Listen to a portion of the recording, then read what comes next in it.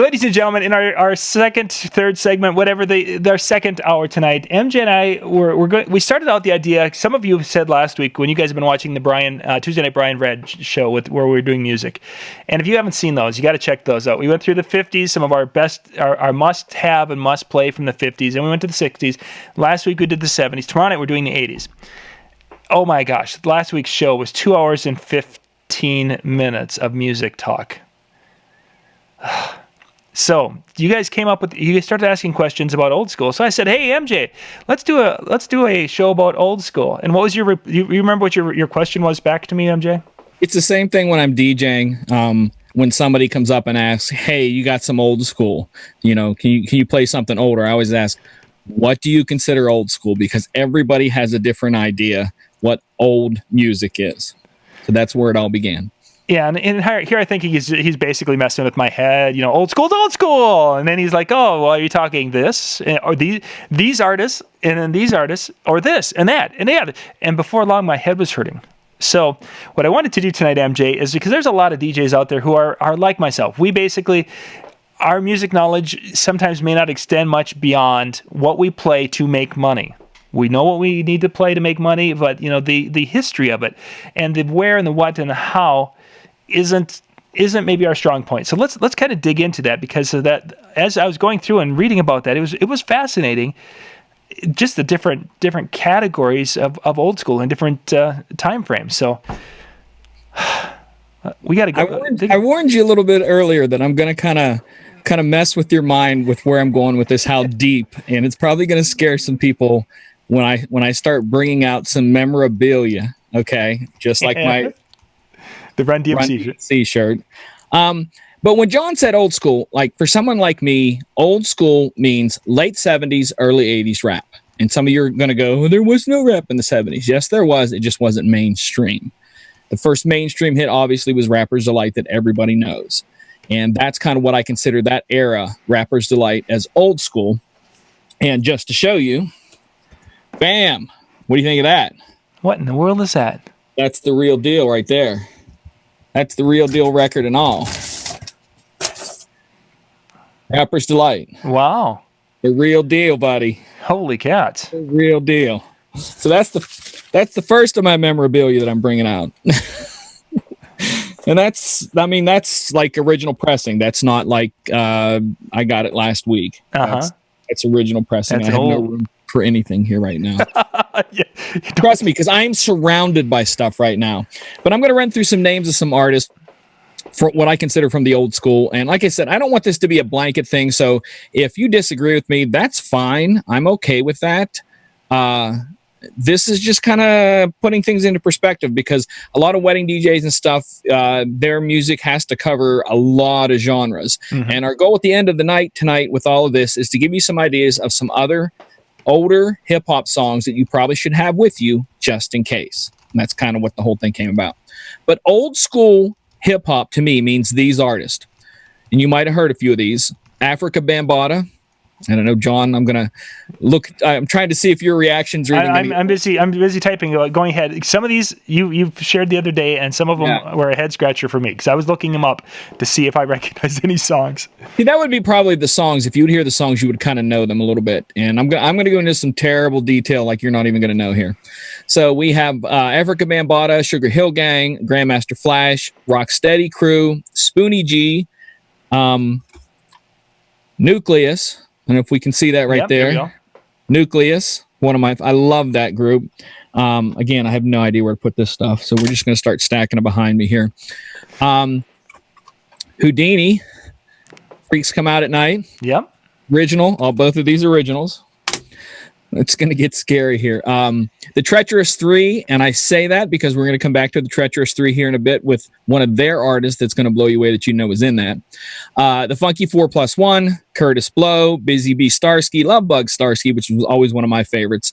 The Cold Crush Brothers, another favorite. Jekyll and Hyde was another favorite. Warp 9, Fab Five Freddy, which those of you who don't know who Fab Five Freddy is, and I'm going to talk to you about this card right here in a second, but he was the originator of, I'm going to go back to his original one. He was in movies about hip hop way back, which I'm going to talk about here in a second, in the old school era. Okay, he was in what's the Blondie song where she raps? Rapture. Rapture. He's the dude walking around in the white tuxedo and the white hat. He is one of the originators. He started the Yo MTV Raps before Dre and Ed Lover did it. This was this guy. What I'm holding in my hand right now is that Yo MTV Raps, like for those people who old know about bubblegum cards. Yep. Yo MTV Raps put out a whole thing of bubblegum cards for all their artists, the Yo MTV Raps, with information on the back about them. So I'm going to be showing a lot of these because these are like straight out of the 80s. Okay. Wow. And that's the Fab Five Freddy card. Okay, so we're going to remember him. And one of the biggest ones that everybody knows about, Grandmaster Flash and the Furious Five. Okay, so those are the old school hip hop artists. Now, how many of those kind of grabbed you though that you know? Probably about a half. A half I've heard of. Okay, cool. So, yeah. Sugar Hill Gang, for one, like I said, we're going to go back to what you would need to worry about for weddings and stuff. Sugar Hill Gang, Rapper's Delight. Find a good shorter version of that because some of them are long. I mean, if you look at the original one, it's really long. But that's probably of all those, that's all you're really going to need for wedding stuff. Mm-hmm. But it's neat to look at them. I like one of the things that you know about me, obviously, that I like a lot of cleaner music, and those eras of music, they just didn't have any swearing in them at all. I mean, so that was one of the things that I kind of liked about all of that, those eras. But if you want to know more about them easily and get into the culture, and I think this is a cool, fun thing to do for DJs, there are some movies out there that you absolutely have to see. Find them, okay? If you want to know what true school, old school hip hop was about, there's a movie called Wild Style that came out in 1983, okay? It's kind of about this kid who is a graffiti artist, okay? But there is like a ridiculous amount of hip hop artists from that era, like Busy Bee, Grandmaster Flash, Grand Wizard Theodore's in that, and Grand Wizard Theodore is given credit for inventing scratching with a record. Okay, so he's in that. Dada Rock, Grandmaster Cass, Grand Mixer DXT. Remember the song Rocket with Herbie Hancock? Yep. That's him. That's Grand Mixer DXT. Stevie D. Wild Style. That's true old school hip hop. When you say old school, most people are going to say that. You're also going to go into a little bit further about the mid 80s, and there were two movies that you've heard of, Breakin' and Breakin' 2 Electric Boogaloo. Okay, you may have heard of them. I don't know if you have. Mm-hmm. That was the whole breakdance era.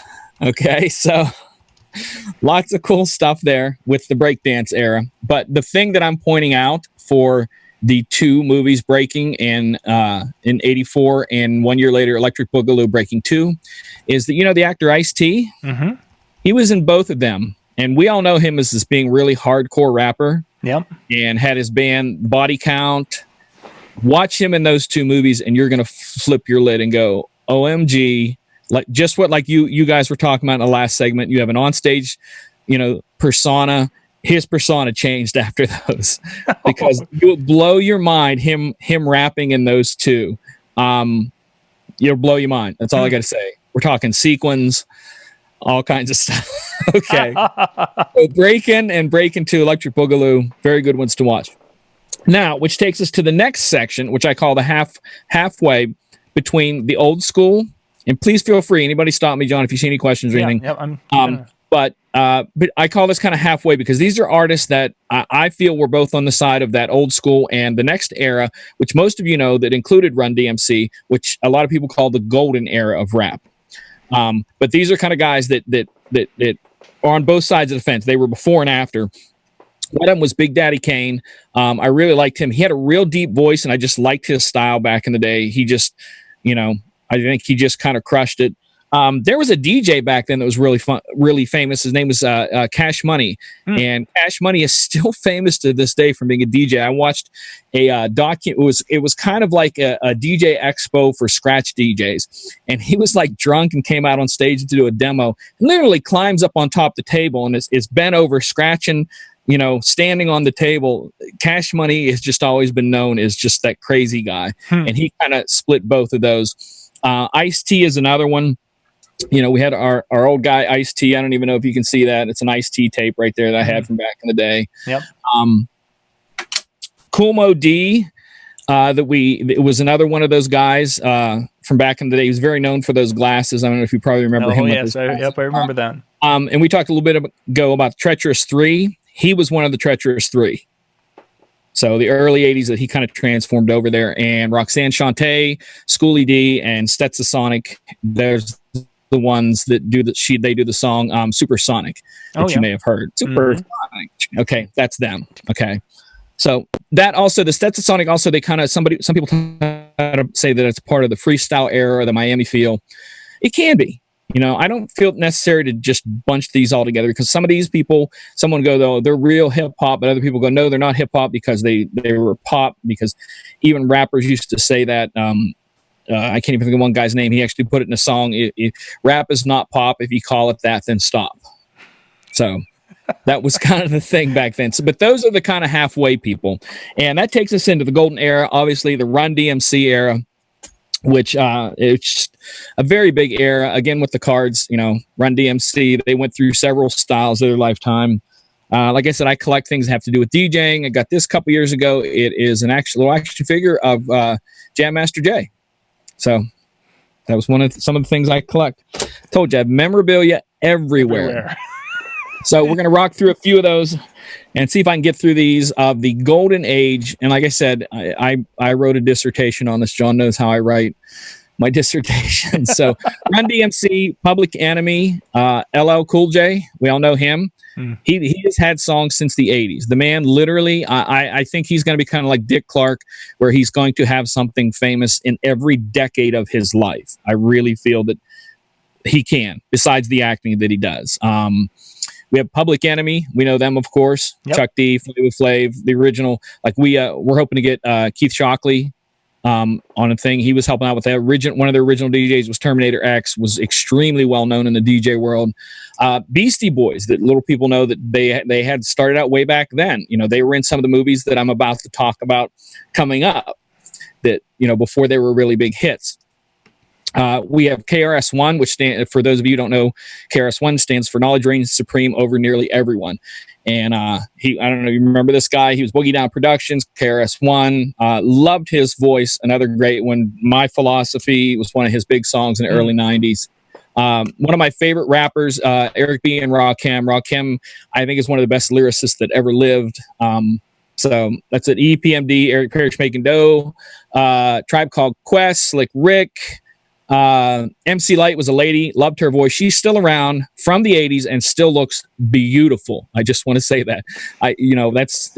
She aged so much better than I did. Jungle Brothers did a crossover, even that I play a song of theirs, where they did a remix of a Michael Jackson song, and it was like more in the house era. A few, probably say late 90s, early 2000s, that was a hit. Ice-T again crossed over in that section when he was kicking it. The Ghetto Boys, very few people remember them. I don't know if you remember, they had a really short, I don't want to say midget if that's the wrong word, little person that was in the rap group. He was real famous, went on to do stuff. NWA, which, you know, they just come out with Straight Outta Compton a little bit ago. They were that era. 2 Live Crew were the really, really controversial group that everybody kind of talked about. Too Short,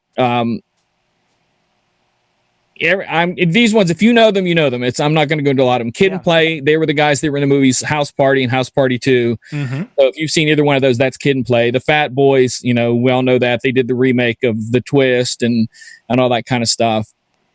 Believe it or not, Hammer was in there, because people think he was 90s with, Please Hammer, Don't Hurt Him, and Don't Touch This. Yep. But a friend of mine came back from California with a VHS tape. And you know how they had a little plastic thing over the top, you know, that you can look down inside? It was missing. It was that ghetto of VHS tape with videos that were running out there. And he had a song called They Put Me in the Mix in the 80s that was unbelievable. We went bananas trying to imitate his dances and stuff. And this was before any of that in the 80s. So that's something you need to check out. They Put Me in the Mix. Love the song. Third Base, a couple of white dudes that killed it. I mean, absolutely killed it. Loved a couple of their songs. They had a cassette called the Cactus cassette, which I always thought was pretty good. Chub Rock, who is still rapping to this day from the 80s. Del the Funky Homo Sapien. If you ever heard the song Mr. Dabalina, Mr. Bob Dabalina, That's Del the Funky Homo Sapien.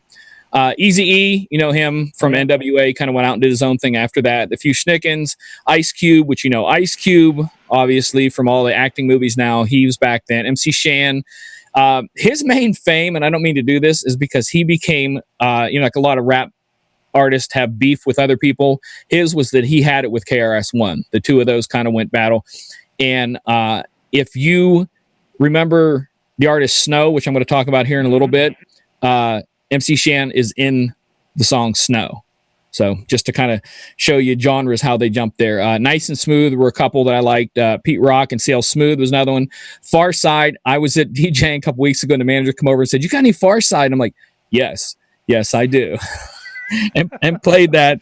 PRT was one of my favorite ones. They were kind of like a reggae sort of thing. Poor Righteous Teachers, I still love them. Special Ed.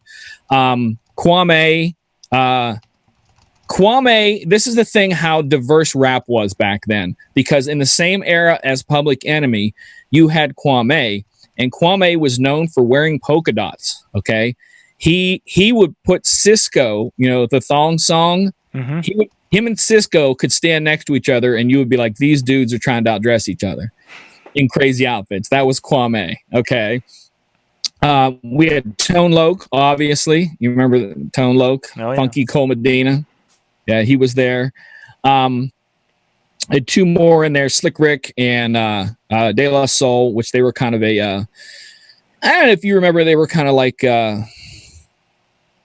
Slick Rick had The Children's Story was the song, and De La Soul, what made them, I'm not saying they were a bad group, but what made them super famous, their entire album was nothing but samples that they took from other people. And they were forced, literally, every song of every album, you can look down the list now if you look it up, and the entire album was samples from someone else, and they rapped over it. And that was kind of like their claim to fame, and I still play them to this day. So that was the golden era. Movies you need to see from the golden era. If I'm talking too much, please forgive me, because like I said, I have a dissertation. I'm sticking with the. I've got two different chats. I've got the YouTube chat and I've got a Facebook chat. So gang, cool. I'm not completely lost in everything MJ says. I'm just trying to keep up with you guys here and then on Facebook here tonight. The final one from the golden age that I dare you to go look up. Okay, World Class Wrecking Crew. Okay, remember that. Go look it up. World Class Wrecking Crew. It was Dr. Dre's first group. And when you hear their song, Turn Out the Lights, you will go, just like looking at Ice-T from those Electric Boogaloo things, you'll look at Dre and go, what the heck happened?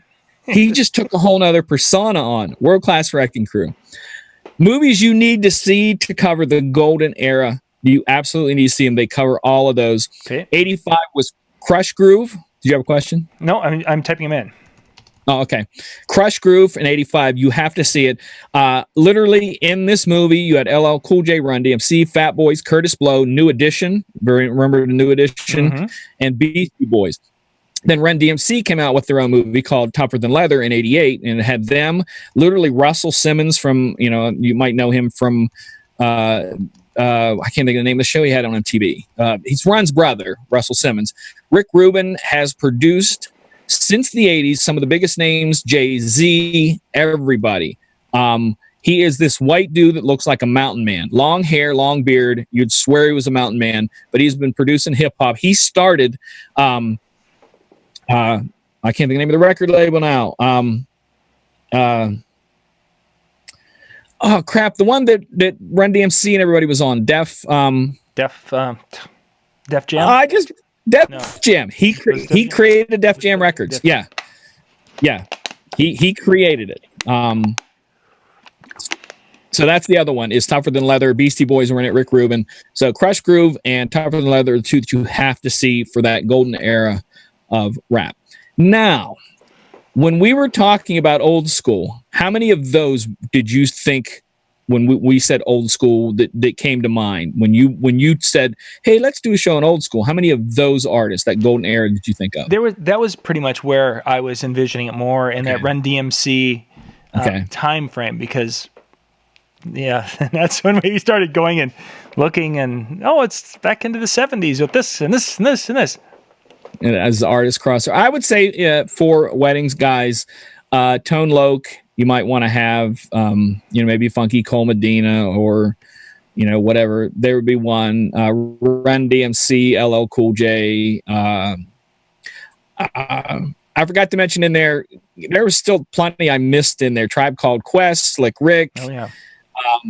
Fat Boys. Cool G Rap was known for later on. He put out at the same time that Snap put out I Got the Power, his own version of I Got the Power. They went to court over it. He lost. Snap got the right to do the song. And Snap is. And I've always liked his version better. That's early Wu-Tang era too. A lot of people forget about Jurassic 5, started way back then. They were one of my favorites. That's when Flava Flav had his one hit, 911 is a Joke. I don't know if you remember that or not. Yep, I remember that one. Black Sheep, this or that, that song.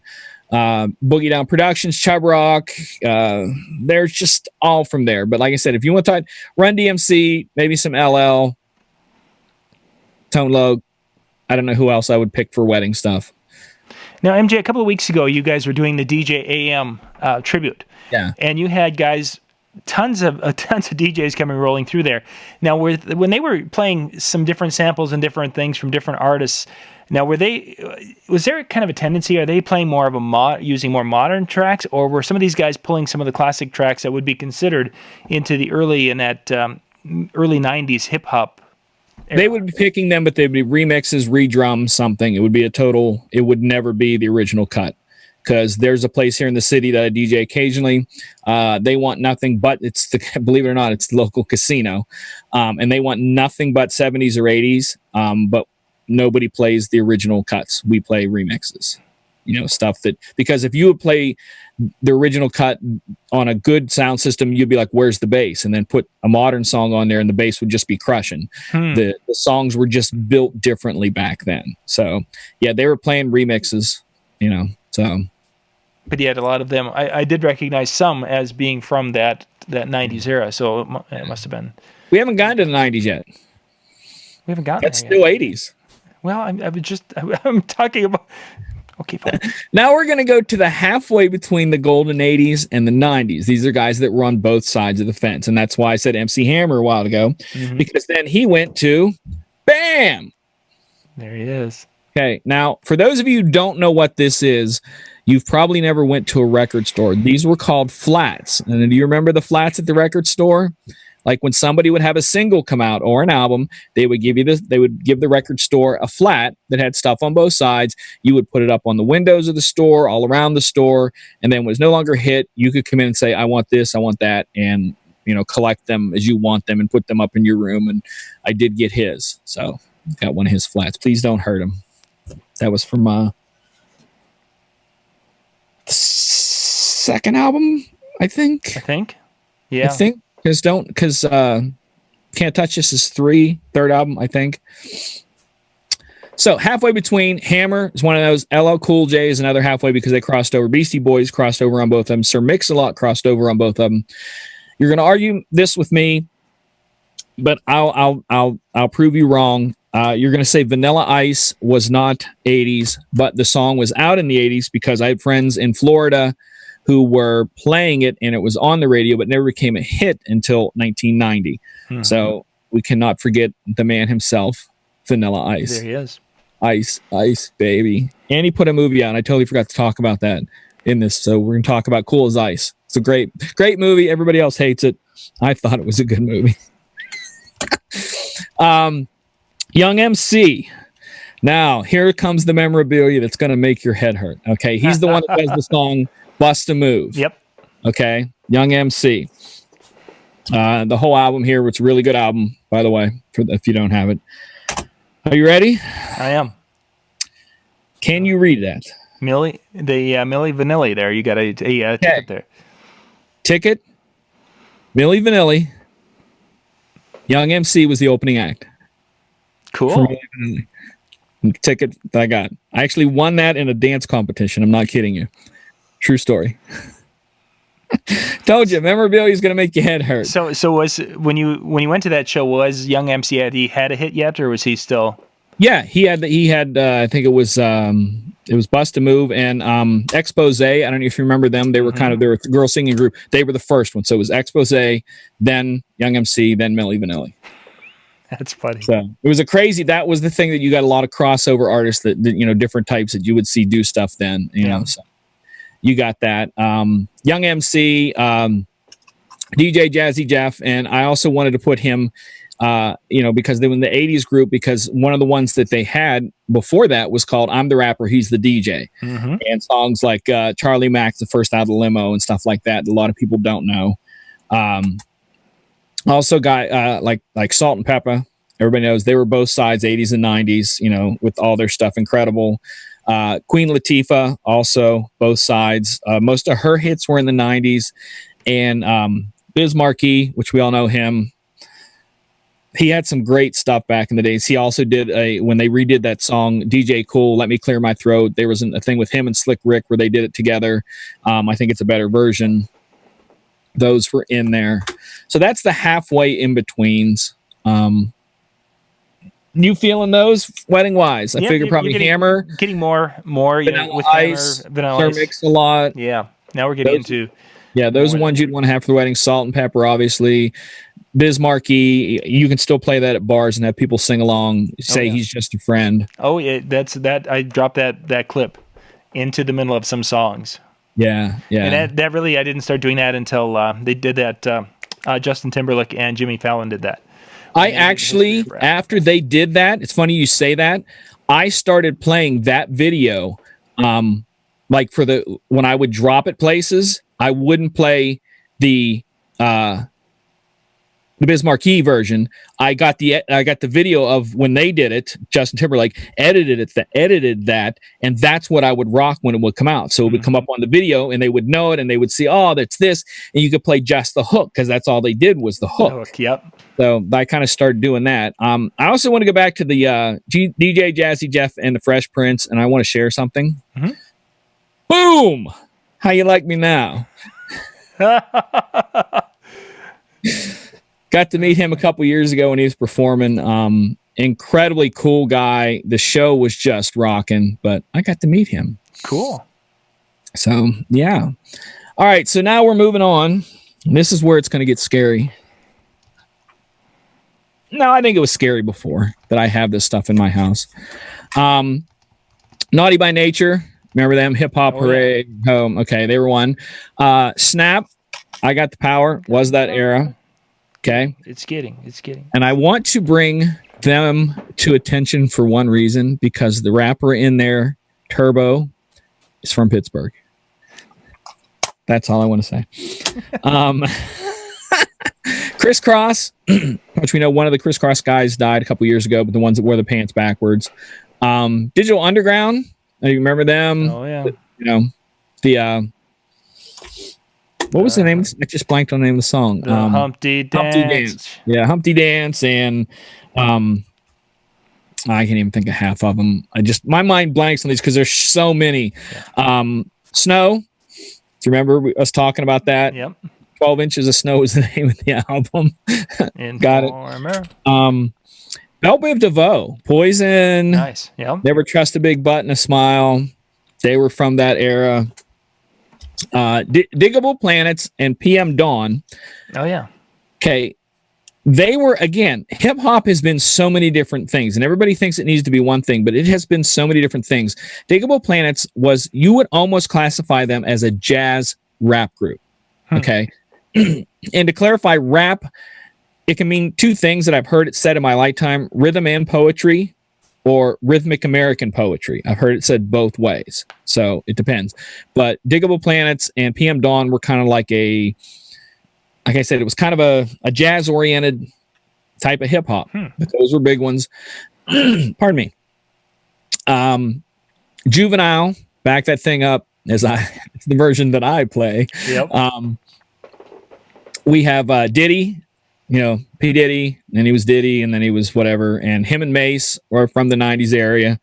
Skilo, I wish I was a little bit taller. Wish I was a baller. Mm-hmm. That one. He was from that era. And I have a remix of that I still drop every once in a while. Big Pun, Cypress Hill, ODB. You remember he was also in the remix of Mariah Carey's Fantasy. He was in with that. House of Pain, when you bought their album, you got the House of Pain Fine Malt Lyrics sticker. I have not seen that. And So I have that very proudly. Told you, just stuff that I have. DMX was that era. Arrested Development, which I couldn't find my Arrested Development album. I know it's somewhere. Black Sheep, Master P, Notorious B.I.G., Ja Rule, because he's on both sides of the 90s and the 2000s. I don't care what you say. I'll argue that with you to the end of the earth. Busta Rhymes, Wu-Tang, Coolio, and he became famous because he was in this movie, Dangerous Minds. Oh, yeah. And I had that soundtrack. You know, I owned the soundtrack. So that's what he came from that. Again, I cannot believe I actually own half of this stuff. This was just part of it. I just didn't feel like digging any further for some of the stuff. NWA, which was obviously out. Ice Cube, the other one. Dr. Dre's, some of his early stuff. The Fugees were their own thing that was just kind of a trio that was, Lauryn Hill and Wyclef. We had Heavy D and the Boys also were another one from that era, which they did a lot of stuff, and he did stuff with other people. The Snoop Dogg, Tupac, the DJ Cool, Let Me Clear My Throats. And one of my favorites from the earlies, a group called YBT. And I don't know if I can get you to get that to work. Okay, they are 4 white guys, and YBT stands for Young Black Teenagers. Yeah, what did they sing? And they had the song "Tap the Bottle and Twist the Cap." Cap off, yep. Tap the bottle and twist the cap. Tap the bottle. Oh my goodness gracious! Yeah. See, and I'm telling you, all these things are just going crazy. All right, so in the movie you need to see, I think, kind of covers that era, and it's kind of in between. There's other ones there, but I'm recommending this one, New Jack City, because that kind of covers a little bit of everything. Ice-T was in that. Chris Rock was in that. Like I said, one of my favorite guys. What was his name? Rakim did the song. It was in that. A lot of good stuff there. But of that era, I would say, what do you think? Digital Underground, Humpty? Oh yeah, Humpty Dance would be Spell Biv DeVoe? Poison? Yeah, it could for some. For some weddings. Yeah. Now we're thinking just weddings. Not, I mean, like I said, that's one you can throw as a bar as an old one. It can do that. Yeah, that can go in a variety. Yeah. Back that thing up. Possibly weddings. Yeah, that one's maybe probably not so much anymore. I play at other places, but not there. House of Pain, you can still do that. Also from the 90s, which I didn't put in there, that I play that could possibly play for wedding, is the actual theme to Fresh Prince of Bel-Air, which I do that every once in a while. That does get some hits. Oh yeah. DMX, I don't know if you're going to play some DMX at a wedding or not. Although around Christmas time, I don't know if you saw the video of DMX. Him doing Rudolph. Now that was awesome. It was awesome. A whole new appreciation for his skill levels, basically. Yeah. His voice, he was touted in when he was a performer as being one of the first guys who would go out on stage by himself. No dancers, no backup, no nothing. And he would keep the audience's attention, just him and nobody else. And I always thought that was kind of neat how that he could command an audience. I mean, and years later, as you see now, as he sings Christmas songs, that he can do that. Yeah, definitely. Other ones maybe in there. I don't know. Let Me Clear My Throat. That you could probably do that at a wedding. Oh, I think. Drop a little bit of that. Yep. Yeah. I don't know about Ja Rule. These are ones that I kind of hit into when you start getting into the difference between old school and throwback, and that's what we're going to get into in a bit here. Throwback as opposed to old school, because throwback is a constantly moving time frame. Okay. So, and it also is relevant to the age of the people standing in front of you, which is, So we're going to define that. And tell me if I'm going too fast or too slow on any of these, or if anybody has any questions, or if anybody's even watching it all. Yeah, they're just listening, and every once in a while they throw up an artist, and then you mention the artist a few seconds later. Yeah. I don't know. Was that the end of my memorabilia there? I think. Yeah, that was all my memorabilia that I actually brought down. The halfways is like DMX, Little Kim, Big Timers, and Jay-Z, which those kind of like, had a little bit here in the night, like the late 90s, but mostly early 2000s. So you had, Little Kim, and when she did the one with Pink and all of them, Moulin Rouge and the Big Timers, Roll Out, and all that kind of stuff. Then we drop into the early 2000s, and think about the year that it is. It's 2016. You get an average person that is out at a bar. So we're talking bar age. Okay. 16 years ago, put them at what age? 8, 9, 10. 8, 9, 10, when you first started listening to music. Okay. So then let's say you have a few more people a little bit older than that, and that takes them into the early teenage years. Mm-hmm. So that's when most people kind of have their cling to their era. Okay. So that's what you call a throwback, something that hits that when the era of the people standing in front of you were young. That's what we call a throwback. So in another 10 years, a throwback is going to be 2010, give or take. And this is the ones from the throwback era. Eminem, obviously, 50 Cent, Ludacris, Nelly, Mystical, Yin Yang Twins, Little John, Kanye West, Lil Wayne, T.I., Fat Joe, Nas, Cameron, stuff like that. So those are throwbacks. Now, I don't know if too many people would drop any of those at a wedding.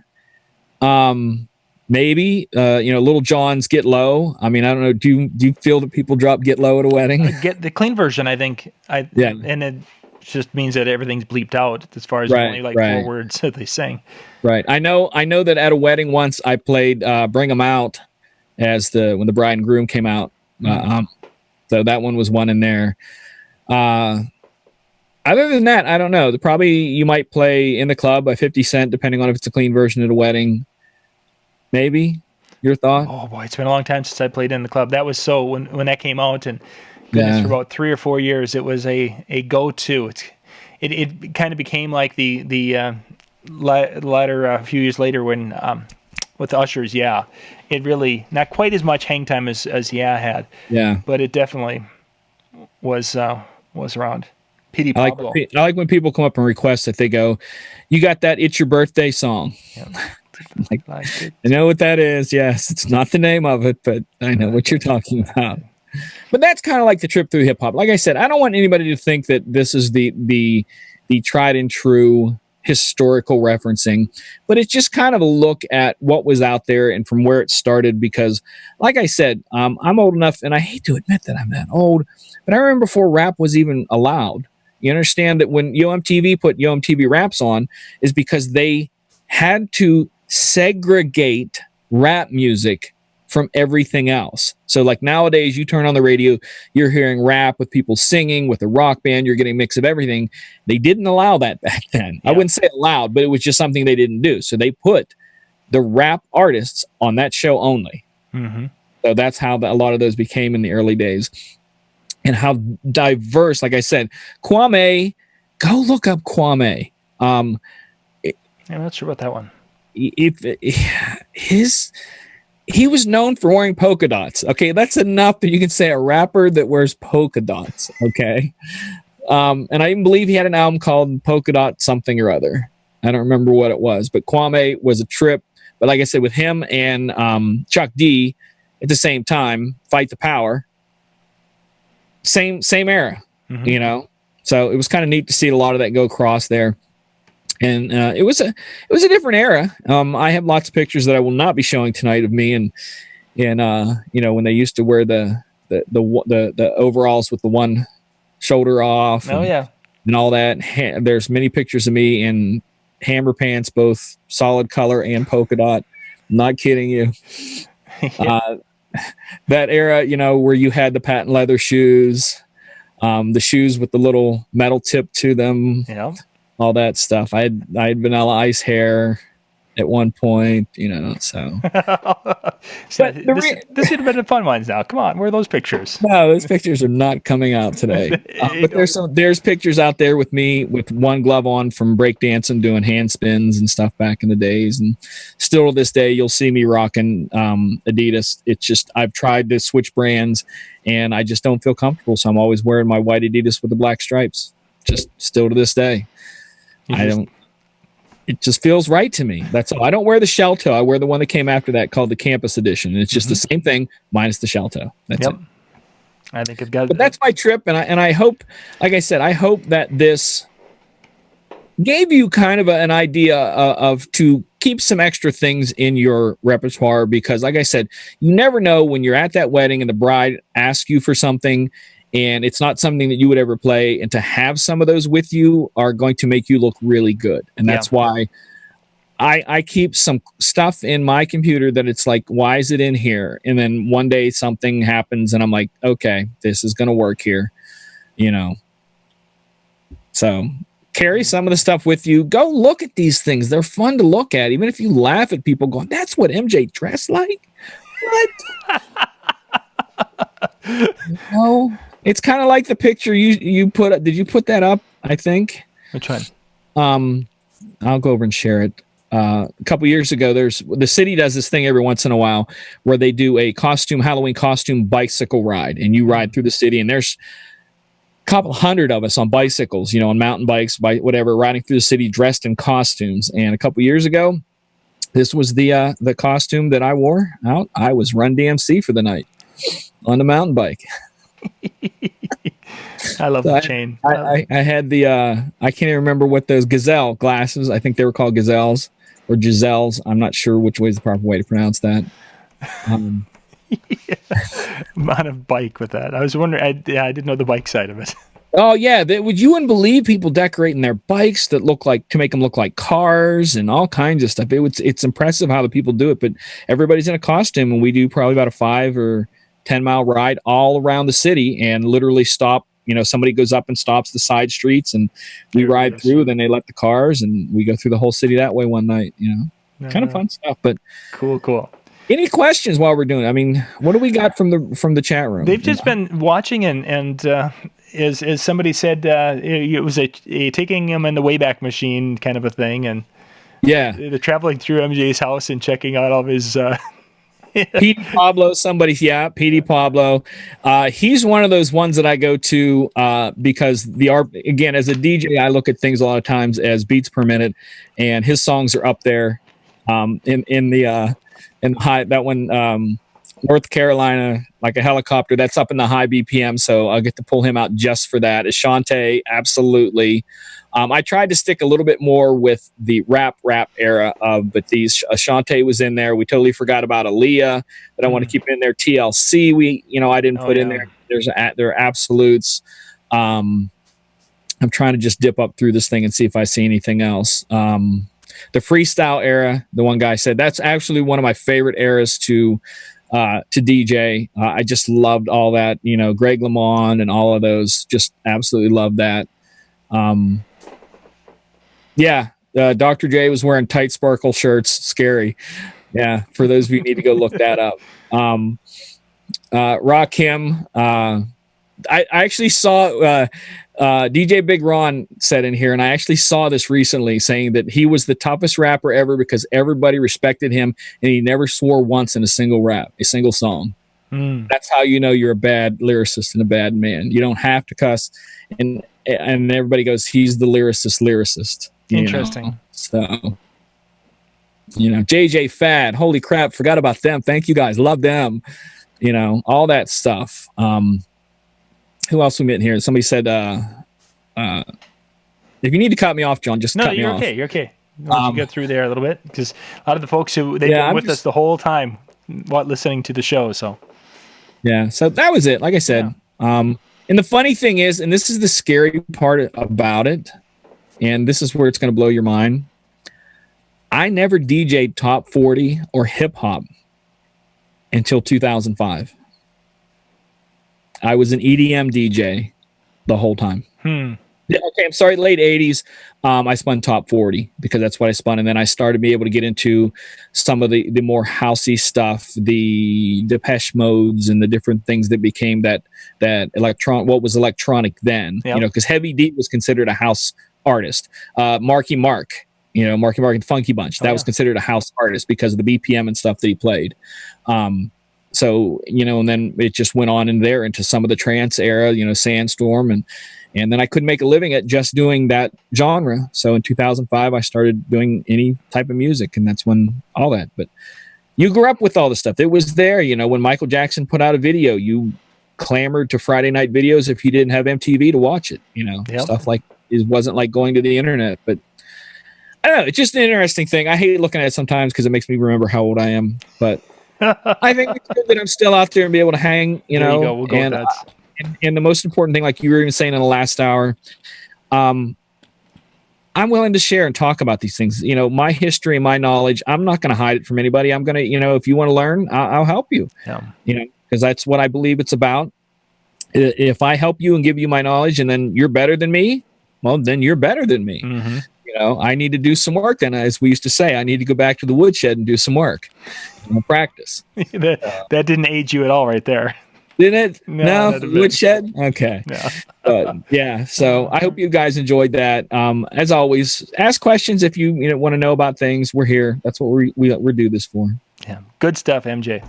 Once again, ladies and gentlemen, thank you for watching. Questions, comments down below. The side comments are not going to be available for a couple of days. So if you have something you want us to answer and you're watching this later this evening, then put that down below the video, not on the right side, because we won't see the right side for days. So, and we'd really like to answer any questions if there's something out there. So, MJ, thank you very much for joining me tonight, and thank you for the walk down memory lane for a lot of us. And my memorabilia. Yeah, now you got to go clean up and put things away. Put things away. Yeah. What's that funny Sugar looking Hill. thing? What's that round thing? I don't know what kind of computer that disc goes in, but it must be huge. It was a big old computer. Once again, ladies and gentlemen, thank you for watching. This is MJ from the Disc Jockey News and the Rewind Report, and John Young here from the Disc Jockey News and Disc Jockey News TV. Good night.